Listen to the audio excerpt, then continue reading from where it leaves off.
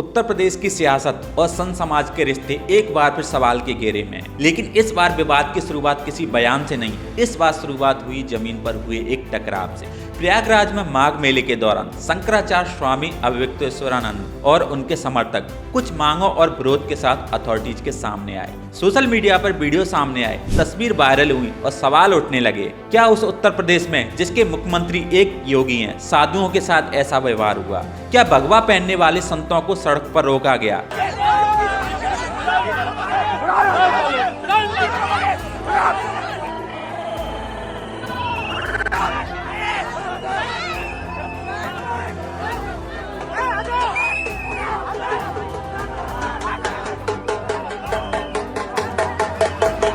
इसी police action के बाद पहली बार शंकराचार्य स्वामी खुलकर सामने आए और तब वो बयान आया जिसने पूरे देश में बहस छेड़ दी।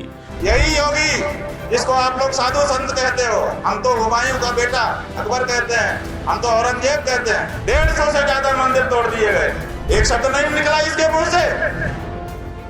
यह बयान किसी सामान्य राजनीतिक आलोचना जैसा नहीं था। औरंगजेब इतिहास का वो नाम जिसे मंदिरों को गिराने और कट्टर सोच के लिए जाना जाता। जब किसी मौजूदा मुख्यमंत्री के लिए शंकराचार्य ऐसा बोलते हैं तो यह एक मुख्यमंत्री बनाम धर्मगुरु नहीं बल्कि सिद्धांतों की लड़ाई बन जाती है।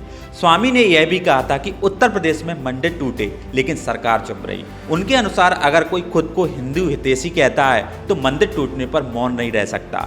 लेकिन सवाल यह है, क्या यह बयान पुलिस एक्शन का गुस्सा था या फिर लंबे समय से जमा असंतोष का विस्फोट? हमारे ऊपर जो आक्रमण किया गया है वो क्यों किया गया है? पहले ही हमने प्रश्न उठाया था, जवाब नहीं दिया। अब हमारी तरफ से सुनिए, ये इसलिए उठाया गया है क्योंकि हम गौ रक्षा की बात कर रहे हैं और भारतीय जनता पार्टी की सरकारें गौ हत्या को बढ़ावा दे रही हैं अपने कार्यकाल में, गौ मांस के व्यापार को बढ़ावा दे रही हैं अपने कार्यकाल में, गौ मांस विक्रेताओं से चंदा ले रही हैं अपने काल में। इसी बीच राजनीति ने भी इस मुद्दे में एंट्री कर ली। समाजवादी पार्टी के प्रमुख अखिलेश यादव ने स्वामी अभिव्यक्तेश्वरानंद से फोन पर बात की। अब देखिए, हम तो अपना लड़ रहे हैं, अपनी लड़ाई अभिमन्यु की तरह चक्रव्यूह में लड़ रहे हैं। अखिलेश यादव ने इस पूरे घटनाक्रम को लोकतंत्र और अभिव्यक्ति की आजादी से जोड़ते हुए सवाल उठाए। यहीं से यह मामला सिर्फ संत बनाम प्रशासन नहीं, यह सत्ता बनाम विपक्ष और आस्था बनाम राजनीति की लड़ाई बन गया। लेकिन अगर इतिहास पर नजर डालें तो यह पहली बार नहीं है जब उत्तर प्रदेश में संत और सत्ता आमने सामने हो। ये साल 2015 की तस्वीरें हैं जब उत्तर प्रदेश में अखिलेश यादव की सरकार थी। काशी की सड़कों पर अपनी मांगों को लेकर शांतिपूर्ण प्रदर्शन कर रहे स्वामी और उनके साथी संतों पर पुलिस ने बेरहमी से लाठियां बरसाईं। संतों का खून सड़कों पर बहा था। तब भी सवाल उठा था, क्या साधु होना अपराध है? क्या आस्था सड़क पर आते ही कानून से टकरा जाती है? आज वही सवाल फिर से लौट आए हैं। फर्क सिर्फ इतना है कि तब सत्ता समाजवादी पार्टी के हाथ में थी और आज सत्ता उस सरकार के पास है जो खुद को हिंदू की सबसे बड़ी प्रतिनिधि मानती है। यही वजह है कि यह मामला और संवेदनशील हो गया, क्योंकि जब हिंदुत्व की राजनीति करने वाली सरकार के दौर में संत खुद को अपमानित महसूस करने लगे तो सवाल सिर्फ प्रशासनिक नहीं रहता, वैचारिक बन जाता। इस पूरे विवाद ने मुख्यमंत्री योगी आदित्यनाथ की छवि पर भी असर डाला है। एक ऐसा नेता जिसे सख्त प्रशासन और हिंदुत्व के चेहरे के रूप में देखा जाता, उन्हीं के राज्य में संत समाज नाराज दिख रहे हैं। यह तस्वीर कई लोगों को परेशान कर सकती है। आज सवाल किसी एक बयान का नहीं, आज सवाल किसी एक धक्का मुक्की का नहीं, आज सवाल है कि क्या उत्तर प्रदेश में सत्ता और संत समाज के बीच संवाद टूट चुका है? आज के इस वीडियो में हम किसी के समर्थन में नहीं चिल्लाएंगे और ना ही किसी को सही या गलत का सर्टिफिकेट बांटेंगे, बल्कि आपके सामने उन कड़वे सच और फैक्ट्स को रखना चाहेंगे जिन्हें अक्सर हेडलाइन के नीचे दबा दिया जाता है। सबसे पहले जानिए कि विवाद शुरू कैसे हुआ। उत्तर प्रदेश के प्रयागराज में माघ मेला चल रहा है। 18 जनवरी 2026 को मौनी अमावस्या का स्नान था। यह वही दिन होता है जब संगम पर आस्था का सैलाब उमड़ता है। करोड़ों श्रद्धालु, साधु संत, नागा अखाड़े सब संगम की ओर बढ़ते हैं और इसी दिन ज्योतिष पीठ के शंकराचार्य अपने लगभग 200 शिष्यों के साथ शाही स्नान के लिए संगम यानी कि त्रिवेणी की ओर रवाना होते हैं। लेकिन संगम से कुछ दूर पहले ही पुलिस और मेला प्रशासन उन्हें रोक देता है। अधिकारियों का तर्क होता है कि भीड़ अत्यधिक है और सुरक्षा कारणों से किसी भी प्रकार की पालकी वाहन या विशेष मूवमेंट की अनुमति नहीं दी जा सकती। शंकराचार्य से कहा जाता है कि पालकी छोड़कर पैदल आगे बढ़ें या फिर सीमित लोगों के साथ जाएं। यहाँ से टकराव शुरू होता है। शंकराचार्य इस प्रस्ताव को मानने से इनकार कर देते हैं। उनके शिष्य पालकी को आगे ले जाने की कोशिश करते हैं। इसी दौरान पुलिस और शिष्यों के बीच धक्का मुक्की होती है, हाथापाई के आरोप लगते हैं, वीडियो सामने आते हैं। पुलिस कई शिष्यों को हिरासत में ले लेती है। शंकराचार्य धरने पर बैठ जाते हैं। करीब 2 घंटे तक प्रयागराज में तनाव की स्थिति बनी रहती है।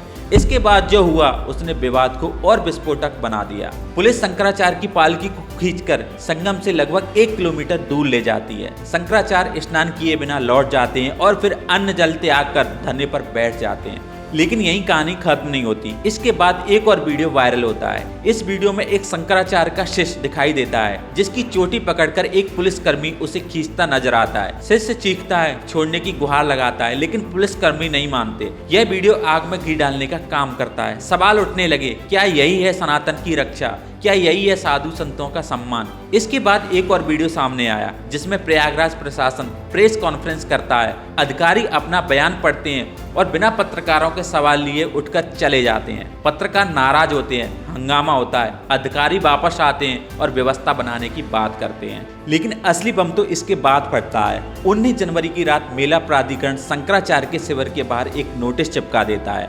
इस नोटिस में कहा जाता है शंकराचार्य को 24 घंटे के भीतर यह साबित करना होगा कि वे असली शंकराचार्य हैं या नहीं। अब आप सोच रहे होंगे कि यह असली और नकली शंकराचार्य की बात कहां से आई। दरअसल यह विवाद आज का नहीं, यह विवाद दशकों पुराना और सुप्रीम कोर्ट तक पहुंच चुका है। ज्योतिष पीठ के शंकराचार्य पद को लेकर स्वामी अवमुक्तेश्वरानंद और स्वामी वासुदेवानंद के बीच विवाद चल रहा है। मामला सुप्रीम कोर्ट में विचाराधीन है। सुप्रीम कोर्ट ने उन्हें छत्र और चवर जैसी शंकराचार्य परंपराओं के लिए प्रयोग से भी रोका है। इस आदेश का हवाला देकर प्रशासन कहता है कि शंकराचार्य ने माघ मेले में अपने शिविर के बोर्ड पर खुद को ज्योतिष पीठ का शंकराचार्य लिखा है, जो कि अदालत के आदेश की अवहेलना है। लेकिन सवाल उठता है, अगर यह सब गलत था तो प्रशासन महाकुंभ के समय कहां था? पिछले मेले में यह शंकराचार्य क्यों नहीं रोके गए? शंकराचार्य अवमुक्तेश्वरानंद भी पलटवार करते हैं। वे कहते हैं कि सुप्रीम कोर्ट के कंधे पर बंदूक रखकर प्रशासन अपनी गलती छिपाने की कोशिश कर रही है। वे पूछते हैं कि कोर्ट के आदेश में कहां लिखा है कि शंकराचार्य शब्द का उपयोग नहीं कर सकते। हम कोई पट्टा अभिषेक नहीं कर रहे थे। वे कहते हैं कि शंकराचार्य कौन होता है यह प्रशासन नहीं तय करेगा। यहाँ तक कि भारत के राष्ट्रपति को भी यह अधिकार नहीं। शंकराचार्य का निर्णय शंकराचार्य ही करेंगे। वे यह भी कहते हैं कि 2 पीठ में हमें शंकराचार्य मानती है। पिछले माघ मेले में हम संगम स्नान कर चुके हैं। सरकार ने खुद महाकुंभ में हमें शंकराचार्य लिखकर छापा था, तो अब अचानक सबूत क्यों मांगे जा रहे हैं? इधर राजनीति पूरी तरीके से मैदान में उतर चुकी है। समाजवादी पार्टी प्रमुख अखिलेश यादव और कांग्रेस खुलकर शंकराचार्य के समर्थन में आ जाते हैं। अखिलेश यादव फोन कर शंकराचार्य से बात करते हैं। संविधान, गंगा स्नान का अधिकार, मंदिर तोड़ने जैसे मुद्दे बातचीत में आते हैं। हालांकि यह अखिलेश यादव हैं जिनकी सरकार में 2015 में इसी शंकराचार्य पर लाठियां चली थी। शंकराचार्य कहते हैं कि तब अखिलेश यादव ने माफी मांगी थी, इसलिए उन्होंने क्षमा कर दिया। कांग्रेस प्रदेश अध्यक्ष अजय राय भी सरकार पर हमला बोलते हैं। जो आज इन सरकार ने ये यहाँ पर स्नान करने से रोका, ये केवल आपको नहीं रोका, ये सनातनियों को रोका, ये हिंदू देश के सनातनियों का अपमान। कुल मिलाकर मामला अब सिर्फ प्रयागराज का नहीं रहा, यह योगी सरकार बनाम शंकराचार्य बन चुका है। नोटिस, जवाब, धरना, राजनीति सब चल रहा है। शंकराचार्य साफ कहते हैं जब तक प्रशासन माफी नहीं मांगेगा वे आश्रम प्रवेश नहीं करेंगे। सरकार नोटिस भेज रही है, विवाद थमता नहीं दिख रहा। सवाल अब भी कायम है, क्या कानून आस्था से ऊपर है या आस्था के नाम पर कानून को कुचला जा रहा है? आप इस पूरे मामले को कैसे देखते हैं? कमेंट में अपनी राय हमें जरूर बताएं। अगर वीडियो अच्छी लगी हो तो वीडियो को लाइक कर देना, शेयर कर देना और कमेंट जरूर कर देना। मिलते हैं आपसे अगली वीडियो में, तब तक के लिए जय श्री राम।